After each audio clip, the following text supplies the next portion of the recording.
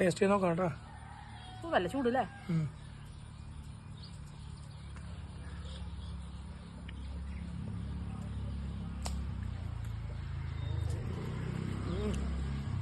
സിമ്പിളായിട്ട് ഒരു ചിക്കൻ്റെ റോസ്റ്റ് ഉണ്ടാ നമ്മൾ ഉണ്ടാക്കിയത്. നല്ല ടേസ്റ്റ് ഉണ്ട്. ഞങ്ങൾ ഉണ്ടാക്കിയിട്ട് പറയല, നല്ല ടേസ്റ്റ് ഉണ്ട്. നല്ല ടേസ്റ്റ് ഉണ്ട്. നല്ല ടേസ്റ്റ് ഉണ്ട് കേട്ടോ. സൂപ്പറായിട്ട്.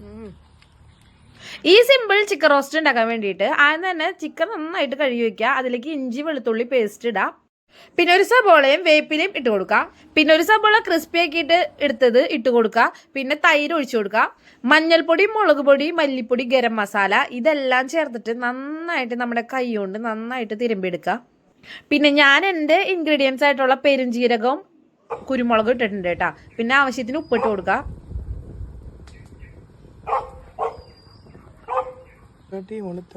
ഞങ്ങള് അപ്പൊ പുറത്താണ് ചിക്കൻ കറി വെക്കണത്. അപ്പൊ അതേ നമ്മുടെ അതിഥി വന്നിട്ടുണ്ട്. അതിഥി ഇവിടെ റെഡി ആയിക്കാണ്. പക്ഷെ അതിഥി അടുത്തേക്ക് വരുന്നില്ല കേട്ടോ. അതിഥിക്ക് പേടിയാ. ഒന്നല്ലെങ്കിൽ വെളിച്ചെണ്ണ ഓയില് നമുക്ക് ഇഷ്ടമുള്ളത് ആഡ് ചെയ്യാം കേട്ടോ. അതിൽ ഒഴിക്കാൻ പോണ്. നമ്മുടെ ചിക്കനൊക്കെ ഇവിടെ പെരട്ടി റെഡിയാക്കി വെച്ചിട്ടുണ്ട് കേട്ടോ. പെട്ടെന്ന് ഒരു ചിക്കൻ റോസ്റ്റ് ഉണ്ടാക്കണതാണ് കേട്ടോ. പെട്ടെന്ന്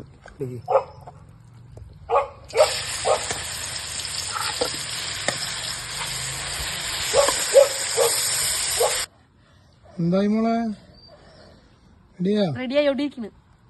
പച്ചിയുടെ ഇല നട്ടിട്ടുണ്ട് കേട്ടോ. ഇതിനെന്നിട്ട് പറയാ എന്നിട്ട് പൂച്ച.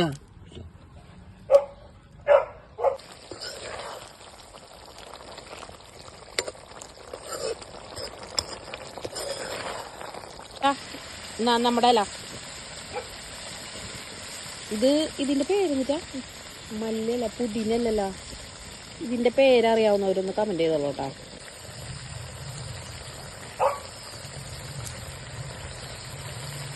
അതിഥി പോവാണോ ഭക്ഷണം കഴിച്ചോണ്ട്?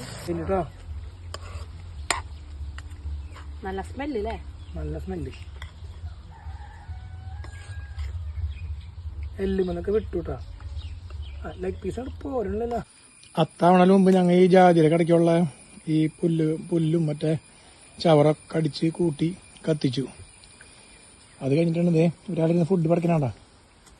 നല്ലോണം പണിയെടുത്തു. എന്ത് നല്ലോണം പണിയെടുത്തു.